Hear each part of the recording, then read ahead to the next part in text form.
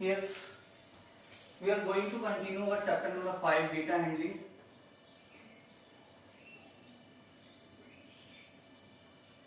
Yes, और इसके अंदर जो पहली चीज हमें कंटिन्यू करनी है वो कौन सी है? हमने लर्न किया था कि हम ग्रुप डेटा को कैसे रिप्रेजेंट करते हैं, सॉरी अनग्रुप डेटा को कैसे रिप्रेजेंट करते हैं। हम बात करेंगे representation of group data, representation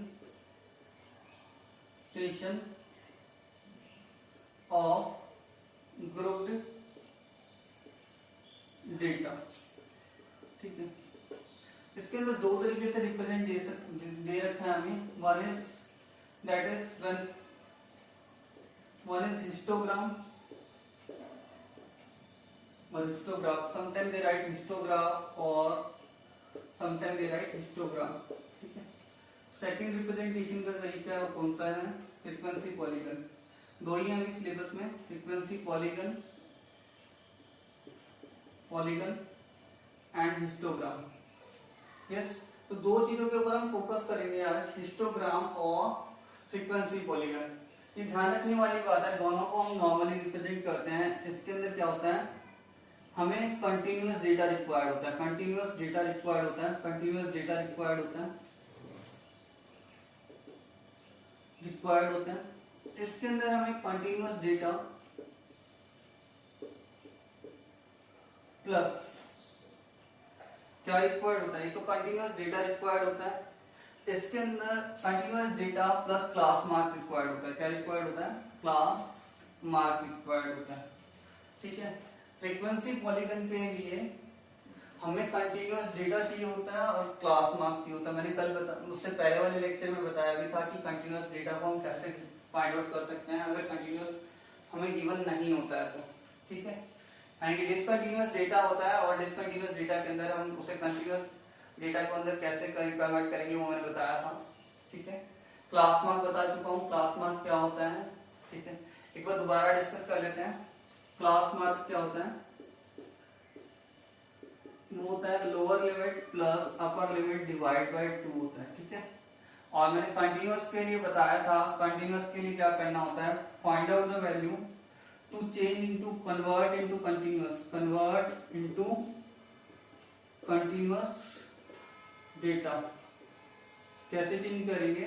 पहले हम क्या फाइंड आउट करेंगे, upper limit lower limit of next class, lower limit of next class minus upper limit of previous class, और उसे क्या करेंगे 2 से डिवाइड कर देंगे। किससे डिवाइड करेंगे? 2 से डिवाइड करेंगे। और हम क्या करेंगे उसे सब्ट्रैक्ट फ्रॉम, सब्ट्रैक्ट मान लीजिए इसे हम मान लेता हूं m आती है, subtract m from lower limit and add m in upper limit. ठीक है, लोअर लिमिट में से क्या करना है, हमें सब्ट्रैक्ट करना है और ऐड कहां पे करना है, हमें अपर लिमिट में करना है। ठीक है, यस। अब बात करते हैं हिस्टोग्राम कैसे कंस्ट्रक्ट किया जाता है। Construction of histogram, construction of histogram. देखो रिप्रेजेंटेशन सेम है, it's like a bar, it's like bar graph, like it's a representation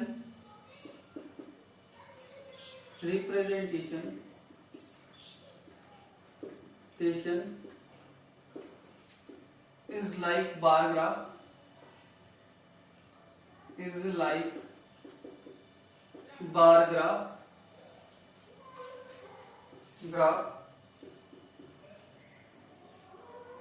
where no space between bars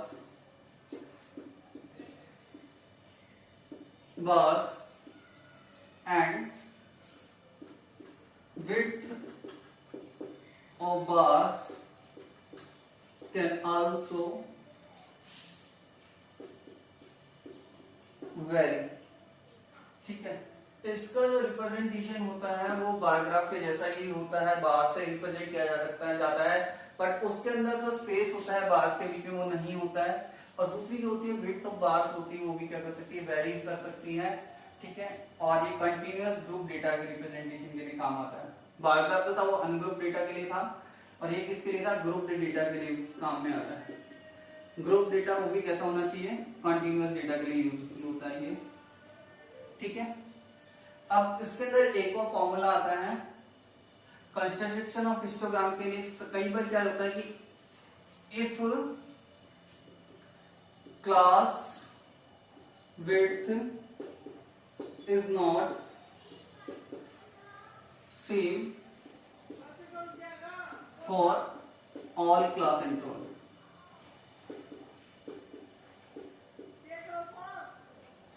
जैसे मान लेते हैं कि क्लास विड्थ जो है क्लास इंटरवल के लिए सेम नहीं है। जैसे माना ये हमने बनाया, जैसे मान लीजिए कंटिन्यूअस डेटा है 0 to 5 है, ये फ्रीक्वेंसी है, यहाँ पे 0 to 5 है, 5 to 10 है, 10 to 20 हो गया, 20 30 है, 30 to 50 है।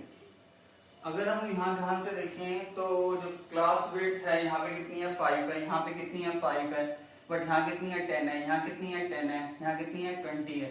तो यहाँ पे जो क्लास विड्थ है वो क्या हो रही है, चेंज हो रही है, ठीक है।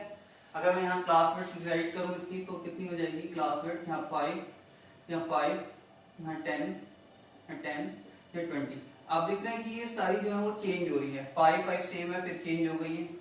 तो इस केस में क्या होता है, हमें लेंथ ऑफ बार निकालनी पड़ती है। क्या निकालनी होती है, length of bar.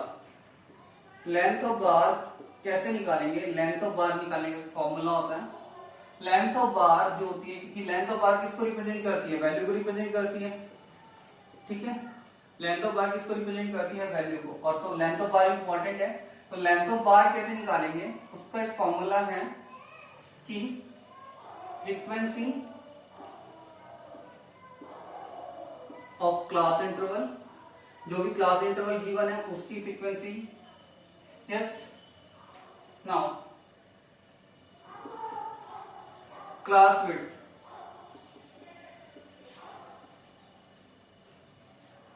Class width of class interval, जो भी क्लास इंटरवल है उसकी class width multiply by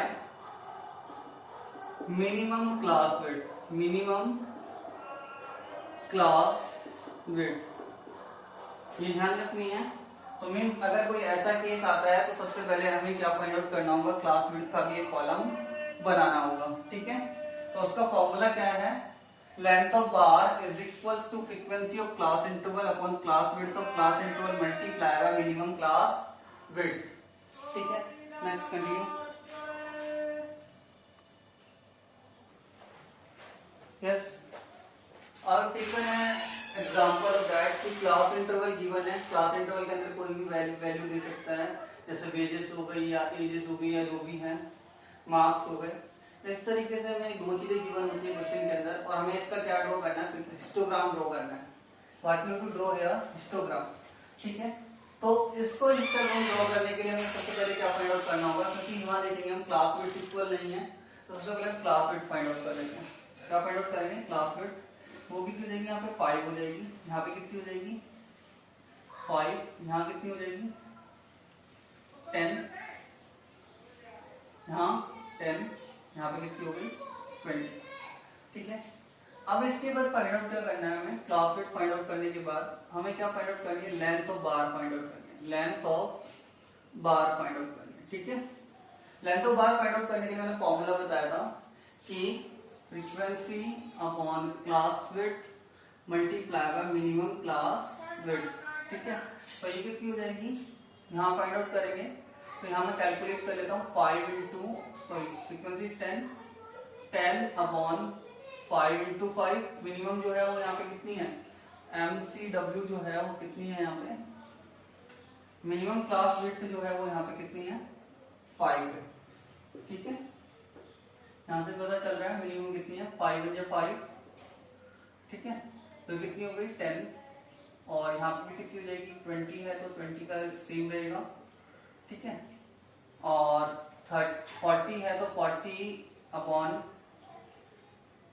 10 multiply by 5 is equal to कितना हो जाएगा 20 हो जाएगा।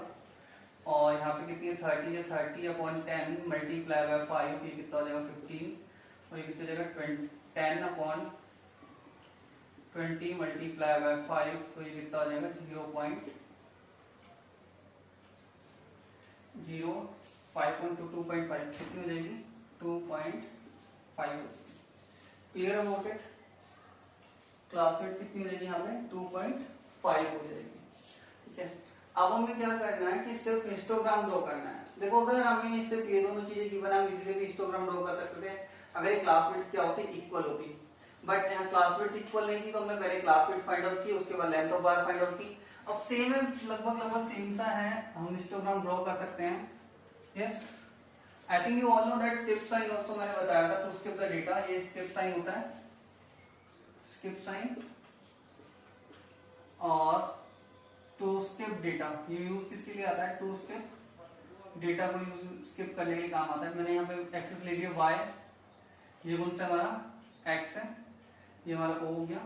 ठीक है, और अब हमें क्या करना है, रिप्रेजेंट करना है, तो मैं इसे लिखता हूँ 10, 20, 30, 40, 50, 60। ये नॉर्मली किसको रिप्रेजेंट करता है, फ्रीक्वेंसी को रिप्रेजेंट करता है। इधर जो होता है वो किसको रिप्रेजेंट करता है, ये क्लास इंटरवल को रिप्रेजेंट करता है। 0 to 5 था, मैं इसे 10 लेके चल लेता हूँ क्योंकि 50 तक है, तो 10 ले लेता हूँ इसे, 10, 20, 30, 40, 50। अब देखो इसे रिप्रेजेंट करने का बहुत सिंपल सा तरीका है। देखो 0 to 5, 0 से लेके 5 तक जो डेटा था वो कहाँ तक है, क्लास जो लेंथ ऑफ द बार है उसकी कितनी है 10 है, कितनी है 10, तो ये 5 यहाँ पे होगा हमारा। यस, तो यहाँ से यहाँ तक ये हो गया फर्स्ट। ठीक है, सेकंड की कितनी है 20 है, और वो 5 से 10 तक है, तो 5 से 10 तक जाएंगे हम, और ये हो गया हमारा 5 से 10 20 का। ठीक है, इसके बाद बात करेंगे कहाँ जाना है हमें, 10 से लेके 20 तक कितनी है 40 है, 10 से लेके 20 तक कितनी है 20 है, ये भी कितनी है 10 से लेके 20 तक 20 है, तो ये सेम रहेगी क्योंकि 10 से लेके 20 तक कितनी थी 20 थी, यूं ही रहेगा। अब देखो इसके बाद हमें क्या करना होता है, आगे चलेंगे। इसके बाद है 15, कितनी है 15 है, किससे लेके 20 से 30 तक, तो 15 आपको यहाँ पे होगा, ये हो गया 20 से 30 तक। इसके बाद कहाँ जाना है हमें, 30 से 50 तक 2.5 है, 30 से 2.5 यहाँ पे होगा अराउंड, और ये 30 से लेके कहाँ तक है 50 तक, तो ये हमारा क्या हो गया बार ग्राफ हो गया। ठीक है, ये क्या बना दिया हमने हिस्टोग्राम, ये क्या हो गया हिस्टोग्राम।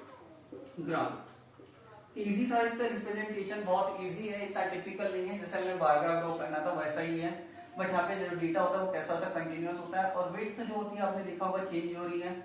यस इट इज, और there is no space between two bars, यहाँ पे बार के बीच में कोई स्पेस नहीं है।